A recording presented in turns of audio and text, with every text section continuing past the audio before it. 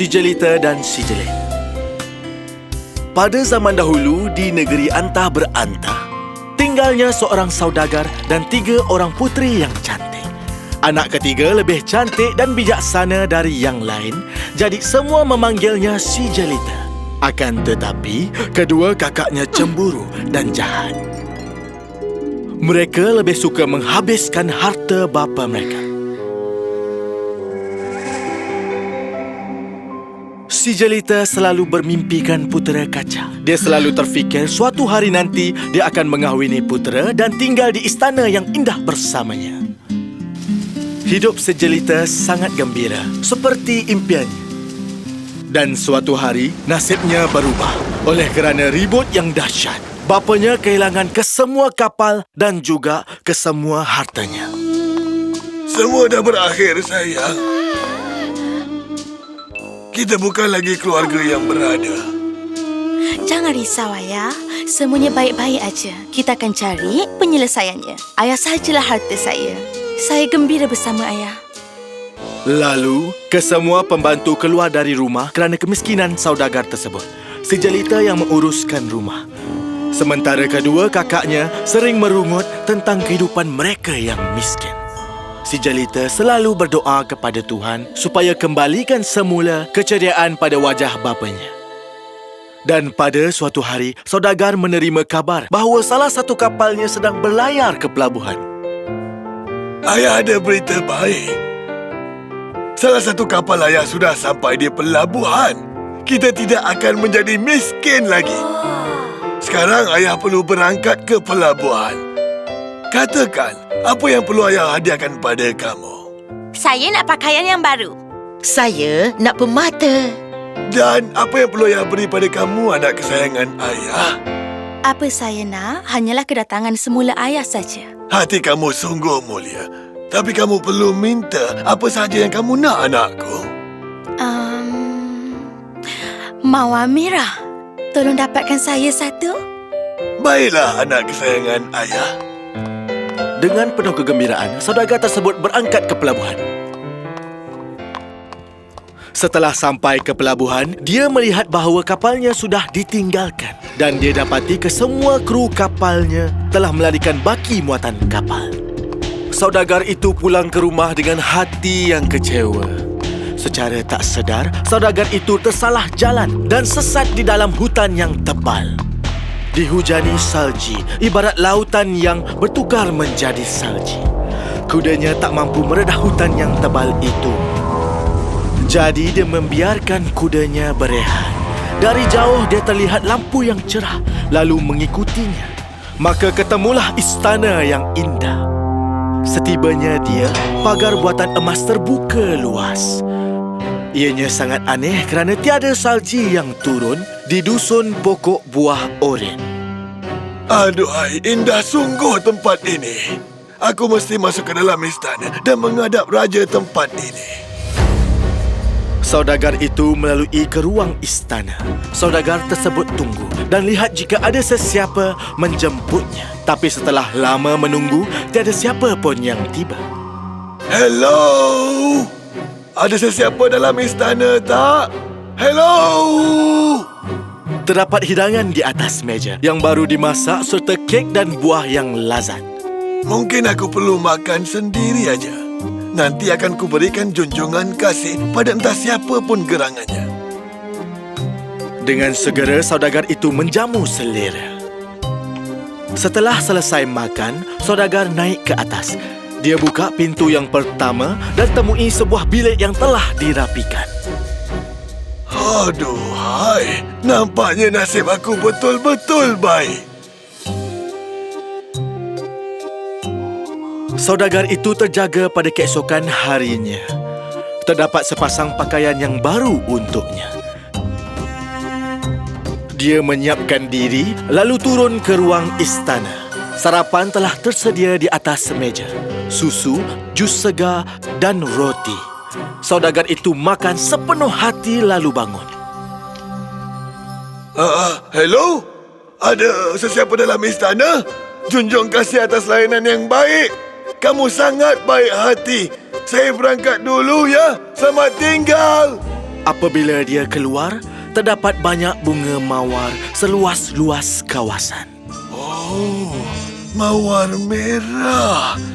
Baiklah, aku boleh ambil untuk si jelita. Saudagar itu berangkat ke taman dengan segera dan memetik sekuntum mawar. Apabila saudagar itu memetiknya, kedengaran ngauman yang kuat di belakangnya.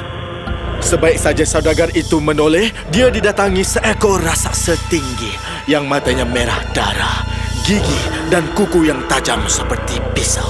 Siapa perkenankan kamu memetik mawar beta? Tak cukup lagi ke tempat istirahat yang beta berikan? Inikah cara kamu berjunjung kasih?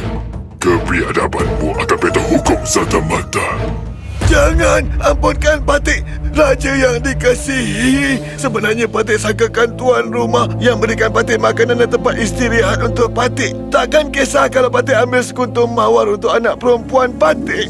Ampunkan Patik, tuanku. Anak perempuan. Baiklah, beta ada tawaran untuk kamu yang boleh menyelamatkan nyawa kamu. Apa tawarannya, tuanku? Patik bersedia untuk buat apa sahaja untuk tuanku. Ketiga-tiga anak perempuan Patik pasti sedang menunggu. 3 anak perempuan. Baiklah. Bawakan salah seorang daripada anakmu ke istana. Beta akan tahan dia dan sebagai gantian, kamu akan dikurniakan kebebasan. Patik janji, Patik janji. Patik yakin salah seorang pasti akan menghadap tuanku. Baiklah.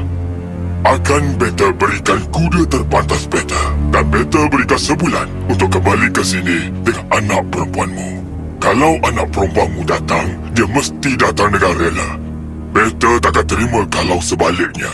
Kalau kamu tak datang dalam masa sebulan, beta akan cari kamu. Pergi sekarang dan bawakan sekutu mawar untuk anakmu. Sungguh pun saudagar itu terima tawaran ini untuk selamatkan nyawanya. Tidak terfikirkan pula yang seorang pun anaknya akan datang ke istana. Saudagar itu dengan lemah semangat pulang ke rumah. Saudagar itu tunggang dengan laju dan tiba di rumahnya dengan cepat. Anak-anaknya menyambut kepulangannya. Oh, Ayah, berikan hadiah saya. Mana hadiah saya, Ayah? Ayah, apa khabar? Mesti Ayah letih. Ini yang kamu minta dari ayah untukmu. Dan kamu tak tahu apa yang harus saya gadaikan. Dia ceritakan tentang kapalnya dan si jelek itu. Ini semua salah kamu. Kenapa kamu suruh Ayah cari bunga? Ya, kalau kamu minta sesuatu yang lain, pasti semua ni takkan terjadi. Memang sayalah punca semua masalah ni. Jadi saya akan pergi ke sana demi janji Ayah pada dia. Oh, si jelita. Ayah minta maaf, sayang. Ayah telah bawa pulang nasib malang ini. Memang saya puncanya. Jadi biar saya je yang tanggung akibatnya. Si jelita tekad dengan keputusannya. Dia menggalakkan dan memujuk ayahnya.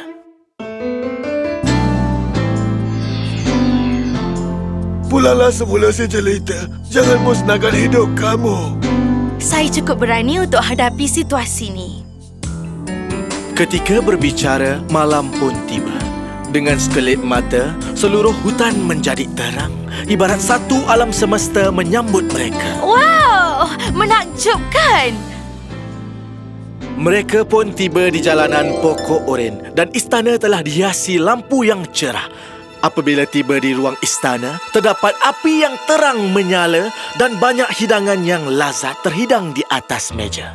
Mereka berasa lapar setelah berjalan jauh. Lalu, mereka terus menjamu selera. Akan tetapi, sebelum sempat mereka menjamunya, kedengaran bunyi tapak kaki si jelek mula menghampiri mereka.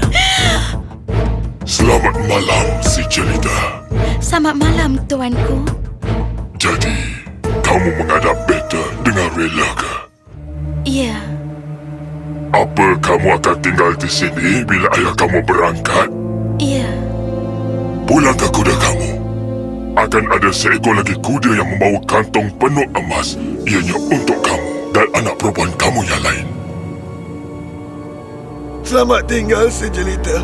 Ayah akan merinduimu selalu, sayang. Saya akan rindukan Ayah. Kuda itu berangkat dan lantas menghilang sekelip mata. Naiklah ke atas. Istirahatlah dulu. Selamat malam. Selamat malam. Si jelita buka pintu yang pertama dan mendapati bilik itu dihiasi cantik. Si jelita baring di atas katil dan lena dengan serta-merta. Setelah terjaga paginya, si jelita dapati ada banyak benda yang dia inginkan disediakan di meja soleh. Makanan tengah hari terhidang di ruang istana. Setelah makan, si jelita duduk dengan selesa di sudut sebuah sofa. Adakah si jelik ini akan penjarakan aku selamanya? Bagaimana aku nak lepaskan diri? Dengan asyiknya si jelita berfikir. Sekali lagi, si jelita terlena. Waktu sudah malam. Si jelita terdengar si jelik menghampiri. Selamat malam, si jelita. Selamat malam. Kamu cinta pada Beta. Kamu ingin mengawini Beta. Hah? Katakan ya atau tidak tanpa rasa takut. Oh, tidak. Kalau itulah jawapanmu. Selamat malam, si jelita. Selamat malam.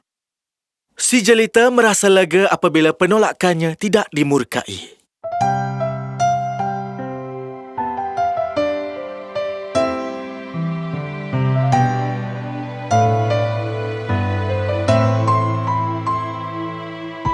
Setiap malam selepas bersantap, si jelik bertemu si jelita dan menanyakan soalan yang sama sebelum beradu. Si jelita, kamu ingin mengawini Beta? Jawab si jelita. Oh, tidak. Si jelik pergi dengan kecewa.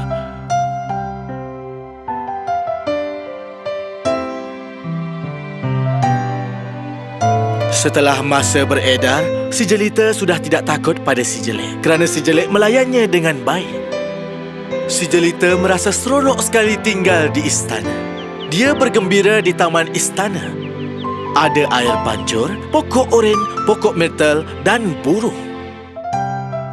Si jelik pun kadangkala memainkan piano untuk si jelita dan berbicara lama dengannya. Keadaan berlarutan dengan lama sekali. Sehingga akhirnya si jelita mula merindui ayahnya dan kakaknya.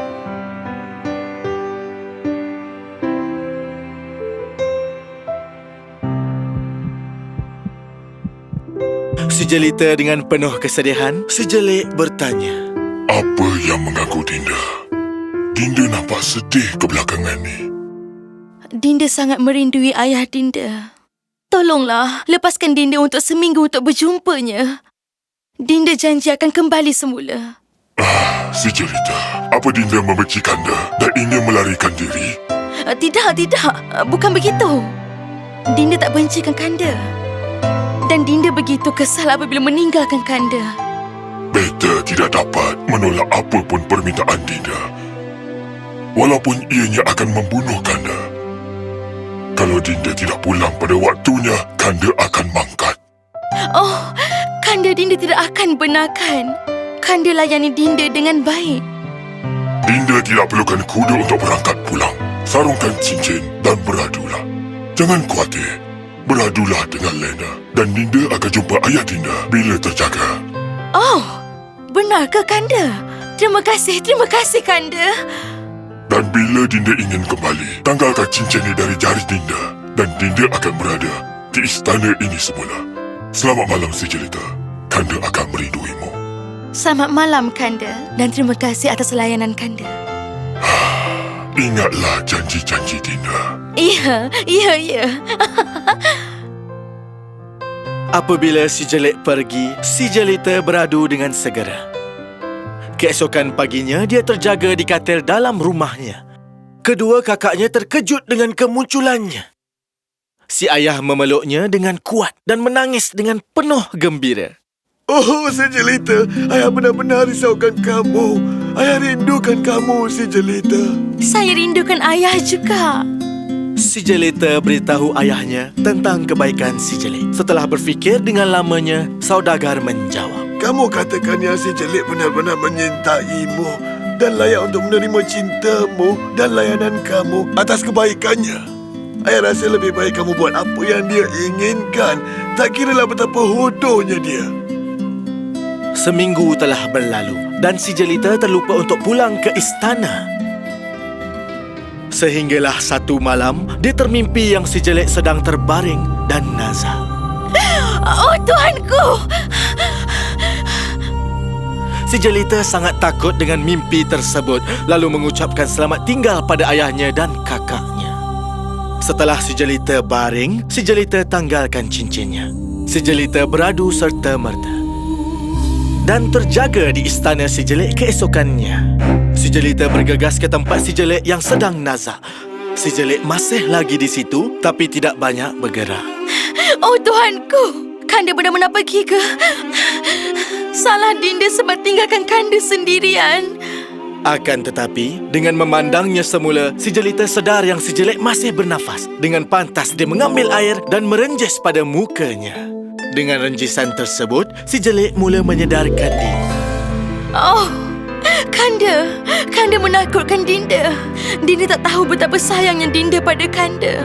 Bila Dinda sangka yang Kanda tidak dapat diselamatkan. Bolehkah Dinda sayangi makhluk yang hodoh seperti Kanda? Ya, Dinda melihat Kanda punyai hati yang baik. Dan tidak ada yang lebih baik selain dari itu. Si jelita, Dinda ingin mengawini Kanda.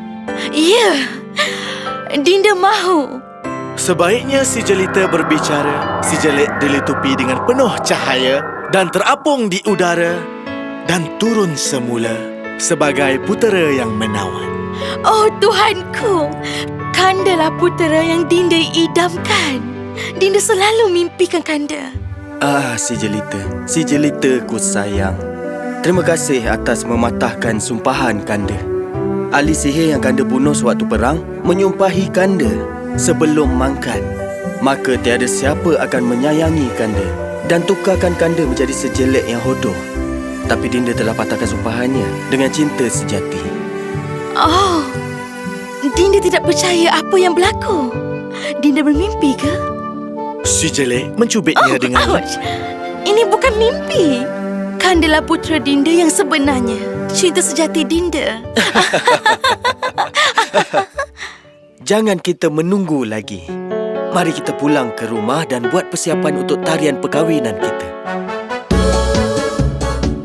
Si jelita pun meraihkannya. Si jelita bersiap dan perkahwinannya diadakan dengan meriah pada keesokan harinya. Akhirnya kebaikan telah mengatasi kecantikan. Kecantikan bukan hanya pada wajah. Biar ianya cantik pada minda, cantik pada hati dan paling terutama sekali jiwa yang cantik. Si jelita dan putera hidup gembira selama-lamanya.